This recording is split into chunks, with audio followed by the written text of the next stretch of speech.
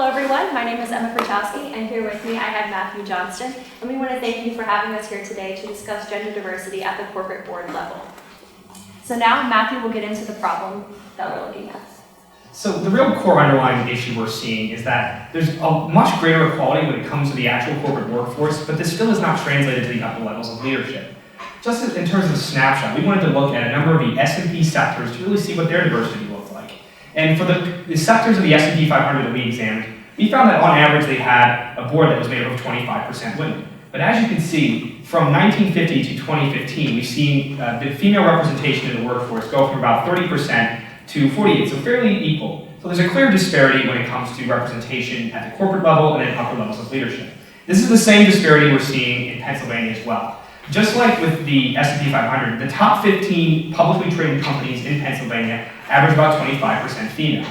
So one can at least imply a lack of fairness when it comes to this statistic. Specifically, California is hoping to solve this disparity through legal mandate.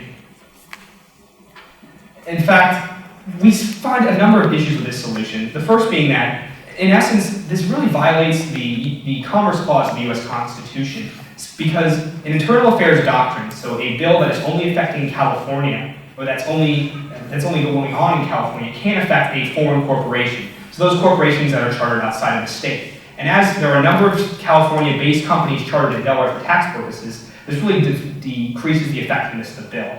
Additionally, regardless of whether or not you consider the Commerce Clause, this might be shut down by equal protection altogether. There's really no legal precedent for a state government imposing a quota system on publicly held corporations, and their own legislative body is doubting whether or not they'll be able to uphold this due to the 14th Amendment.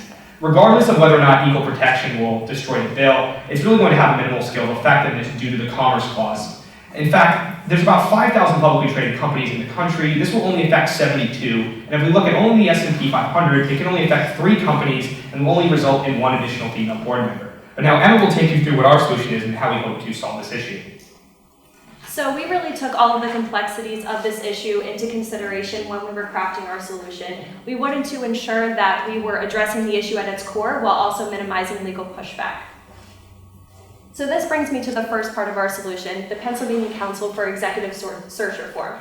What we found was that when we're seeing these women not being translated into the upper levels, it really comes down to a few key issues. First, there's a potential issue with the candidacy pool where we aren't seeing enough qualified female candidates, or there's an issue with the current structure in which these individuals are appointed. And what we found was that what boards tend to do is they'll recruit in their own image. So we really want to engage executives across Pennsylvania, as well as other initiatives occurring, to essentially create a unified platform in which we can challenge these structures. We ultimately want to have these companies publicly advertise their board openings to create transparency in the process, and this will also naturally open up the candidacy pool. And we also found that there's many companies and other initiatives that are doing very well when it comes to gender diversity at these levels, and so this will also allow for ongoing mentorship between all of these initiatives and other companies. And so logistically, this will be run by 1 to 2 elected officials in which they will ensure that there's an annual meeting every year. But again, the expertise really lies within the corporation, so they will be the one that are rebuilding these structures. So the second part of our solution really revolves around what role impact investing can have on the social well-being of corporations in the United States. Specifically, we want to introduce a ESG-focused pension fund that will incorporate environmental, social, and governance factors into their investment policies. In order to roll out this program, we want to start by introducing sort of like a mock portfolio of what our investments might look like. So what sort of hedge funds our pension fund might invest in, and what sort of corporations would we directly invest in as well. After we have this mock portfolio in place, we would start to slowly roll it out to state employees of Pennsylvania. We would target these demographics that we consider most likely to care about socially conscious investing. And of course, this would be a voluntary initiative. We're not going to force any PA state employees into a policy they don't want to be a part of. And overall, the goal of this ESG-focused pension fund is to increase the prominence and relevance of ESG-focused investing in the U.S. economy. We believe that if we can pour a lot of assets under management into ESG-focused investment strategies, then they'll be able to impact corporations across the United States and really vote on matters and have a greater say when it comes to their behavior. And now, you might be thinking, how are we going to ensure that diversity is specifically impacted?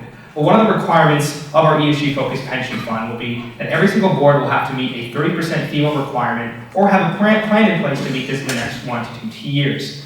Now, moving on to the legal considerations of our plan, I think one of the most important things to note that a strength of our plan versus that of California's is nothing is legally forced. There's no legally mandated, there's no legal mandates involved. Every initiative is either voluntary or it's brought on by shareholder activism. So, for example, we're not going to have to worry about any sort of lawsuits that are going to disrupt our bill because there isn't a bill. Additionally, we're not going to have to worry about lawsuits on the shareholder side because, once again, this is a completely voluntary thing to take part in. Finally, because, and probably the most important factor, because this is not state mandated, we can really impact companies across the United States. Now we need to talk about some of the common financial misconceptions that come up when you think of ESG-focused investing. So many people don't believe these funds are oriented to outperform. However, we found that academic research proves that in a 17-year study, high sustainability equities outperform their low sustainability alternatives by about 46%. One might also think that consumers don't really care about ESG-focused investing. However, we found that a quarter of assets under management globally are already focused on socially conscious means, and it's just more popular in areas like Europe. Additionally, 80% of millennials reported interest in ESG-focused factors. Finally, one might not believe that hedge fund managers or investment professionals really want to consider these factors.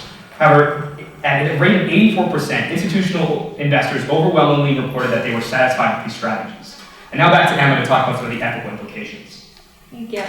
So we really identified the core of this issue being one of fairness. And so when assessing the impact of our solution, we wanted to ensure that it would be fair for all of our stakeholders involved. So first, primarily looking at the stakeholders that are influenced by the ESG pension funds, those being our state employees, our current shareholders, our investors, and our pension fund managers. Ultimately, we view this as an opportunity for them to invest in companies that have values in alignment with their own. And again, this is a voluntary initiative, so we don't see any really negative impacts in this regard. However, when looking at some of our shareholders, there is absolutely room for skepticism when they're considering these new ESG factors. However, we really think that being that the ultimate goal is to maximize financial performance, that this won't be an issue.